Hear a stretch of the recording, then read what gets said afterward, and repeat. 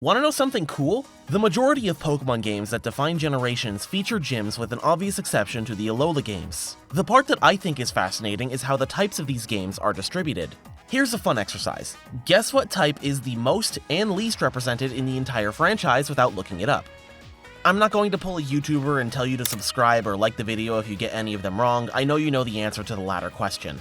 Dark didn't get a gym until Pierce championed it in Pokemon Sword and Shield.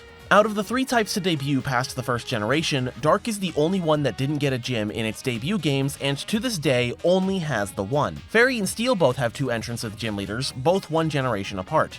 When it comes to the most common types for a gym leader to be, it's Water. Thanks to Generation 5 having 2 separate games, Cress and Marlon count for 2 representatives of the same type in 1 generation of games. I'm tempted to include Alessa twice, but since she's the same person at the same point in the game as her first entry, I'm not inclined to.